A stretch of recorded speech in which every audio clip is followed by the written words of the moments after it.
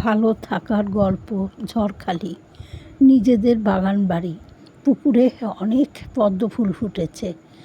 বৃষ্টি হচ্ছে, মাঠের সবুজ গাছের পাতার ধুলোবালি ধুয়ে পরিষ্কার হয়ে গেছে।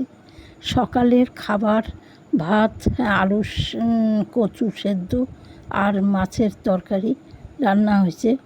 এবার নিজেদের আম বাগানের তলায় আম কুড়োতে খুব ভালো লাগে।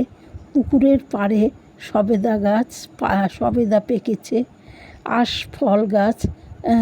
আশফল পেকেছে, এবার খাওয়া হবে। খেতে অনেক শাকসবজি হয়েছে, সব রকম সবজি লাগানো হয়েছিল, এখন সব মাথা তুলে দাঁড়িয়েছে। দেখতে ভারী সুন্দর লাগছে। গ্রামের মানুষ গায়ে খেটে নিশ্চিন্তে রাতে ঘুমোতে